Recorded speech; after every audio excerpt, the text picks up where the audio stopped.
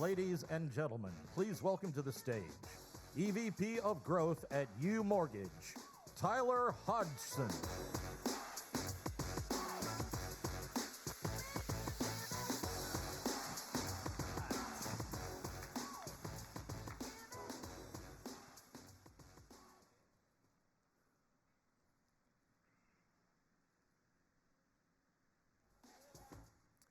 That video was supposed to play, but don't worry about it. I put together all these slides, practiced this presentation over the last 3 months, and last night I decided I'm not going to talk about any of this. So, over the course of the last few days, there's just some things that are really important that I want to talk about and I want to share. We'll go back to one of these slides with a picture so at least you can see something cool. So I just asked for your attention for the next 15 minutes. Give me your full attention. Like yesterday with Ed, put the cell phones down, put the cameras down. This is really important. I think you're all going to enjoy it.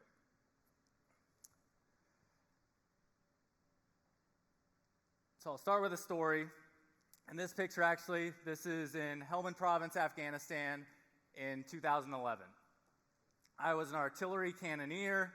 If you saw the video, it would have been cool, loud, bangs, boom, blowing things up. And we were on a small base called Fire Base Signs. It's triangle shaped. There's about 70 Marines on that base, and our job was to support, protect, and defend the infantry who were downrange in firefights every single day.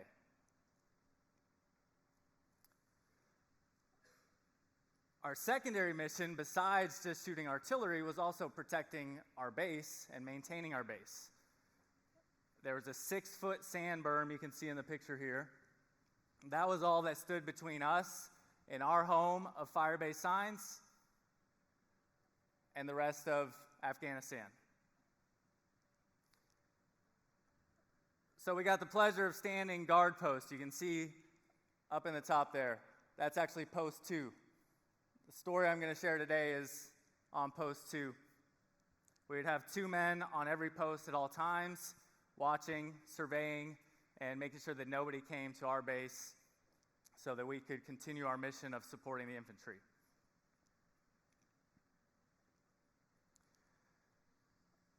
So one night I wake up about 11:45 p.m. I had to stand post from midnight to 2 a.m. It's dark outside, there's no street lights, it's just stars and maybe a little bit of moonlight.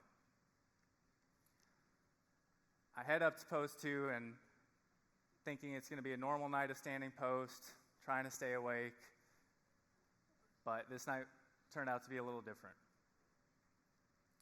We had thermal goggles and we would just scan the horizon to see if we could see anything in the thermal goggles. If there's an animal or anything that's warm, it would show up white on the thermal goggles.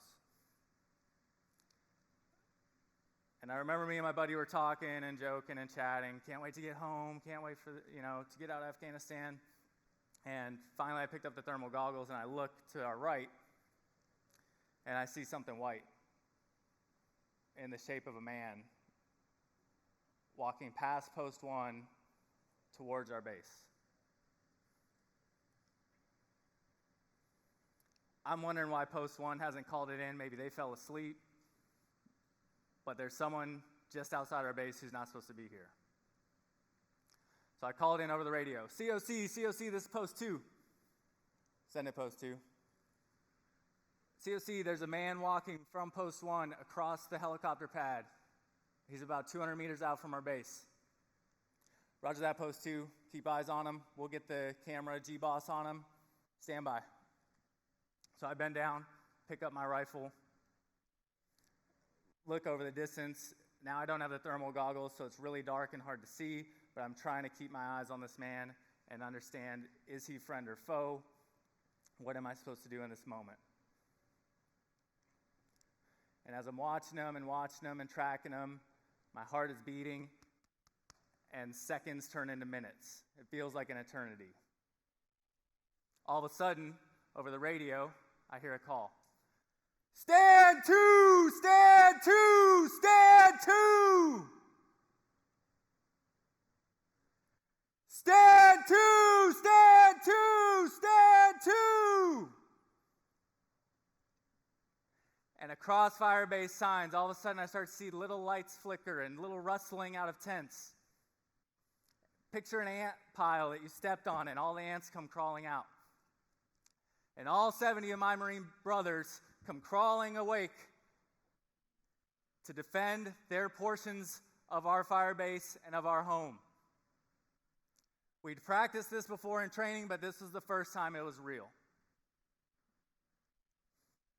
And all of a sudden, my feeling of fear, uncertainty, doubt, I had a slight glimpse of security and safety, knowing that everybody else on that base had my back. So I'm honed back in on my rifle. I'm watching this guy, trying to decide, am I ready? If he pulls out a weapon, am I ready to pull the trigger? Watching him as he continues across the desert. Everybody's awake, everybody's alert in that base. And luckily for us, he continued off in the distance. My post shift ended at 2 a.m., and I'm walking back to my tent, hoping to get some rest for the night. As I walk towards where our howitzer is and where our tents are, I see a shadow of a figure. And as I get closer, I can tell by his size that it was someone we call by a nickname, Corporal Salt Dog, because he was salty. So as I approach, Corporal Salt Dog steps towards me.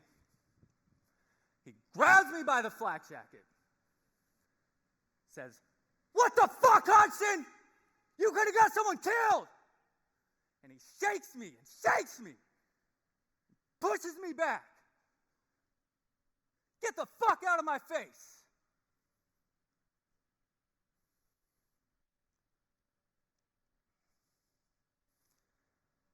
So I'm walking back to our tents and confused with emotion, and I thought I made the right decision by not shooting this man. Corporal Salt Dog, he thought I should have shot him. And I knew if I didn't shoot him and he shot one of my buddies or he shot me, that could have been on me. That could have been something that I prevented. That was a potential bad outcome. I also knew if I did shoot him and he wasn't armed, that I could have been fried. We have rules of engagement that you have to have positive ID before you fire on someone.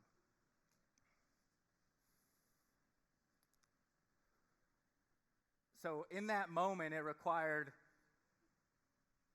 a high amount of judgment, decision making. Ed Milet talked about it yesterday. Every time you say yes to one thing, you say no to something else. I said no to pulling that trigger. I said yes to that man saving his life. But I also said yes to maybe one of my brothers could have got hurt. How do you make a decision when there's potential negative outcomes either way? And we face these things in our business as well.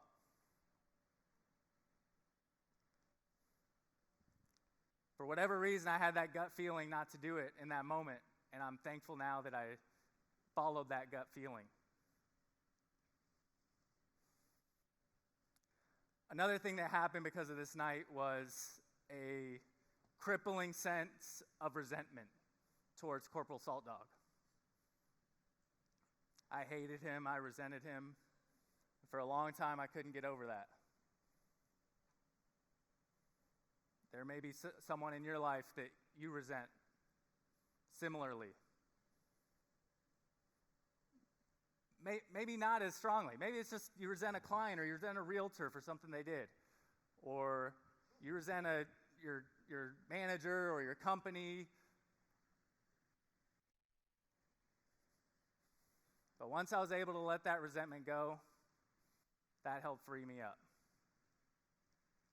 So if you're holding on to something, if you're resenting someone or something, maybe you're resenting the market from 2023 and the high interest rates, we got to find a way to help you let that go. Corporal Salt Dog actually came to my wedding. My wife had never heard this story. She didn't know anything about it.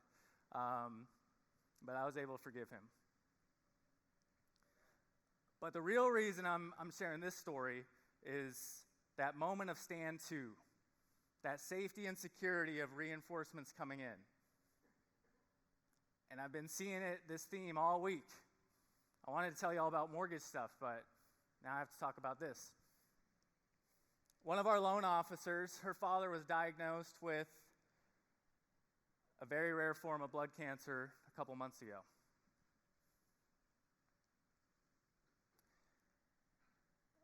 So he needed blood transfusions, and she approached me about the idea of hosting a blood drive at our office. Immediately, of course, I said, yes, let's do it. And she was telling me he's excited, he's so thankful for us to do this, and she helped organize and plan the whole thing. He was going to come to the blood drive if he was able to travel. The blood drive was this last Tuesday, September 10th. Unfortunately, her father passed on August 22nd. So he couldn't make it to the blood drive.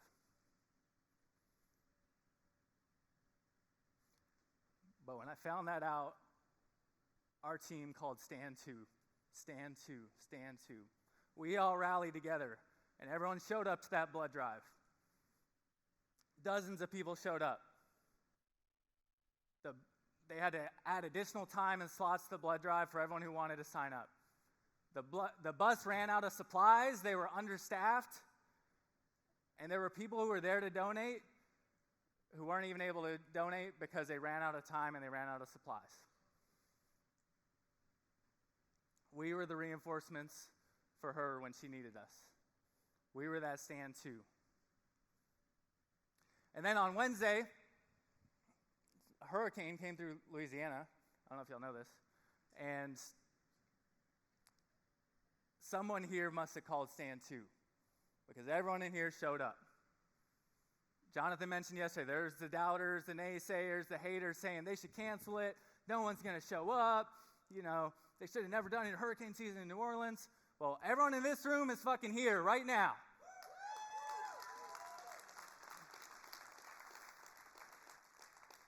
And all week I've been getting this tingling feeling like I was standing on post 2, scared, afraid, and then they called stand 2 and the reinforcements are here. So I want everyone to know, I've got your back. You're here, you showed up for me, I will show up for you when you need me. You just need to call stand 2. And I bet the other people in this room, they'll show up for you too. But only on one condition, if you're willing to show up for them. So I'm going to wrap up here. I'm going to say stand 2, stand 2, stand 2. One time. And I have one favor. I want you to yell it back as loud as you can. Picture you're on post 2. And they call stand 2. Picture you're afraid. Envision yourself there. It was hot, 100 degrees, dark. You're tired. Imagine it. And then picture yourself, Corporal Salt Dog grabbing you, shaking you. The resentment you're holding in. Yelling at the top of your lungs is a great way to let that resentment out. Stand 2! Stand 2! Stand 2! Stand 2! Stand 2! Stand 2! Thank you all so much. That's all I have. I appreciate you being here. Thank you.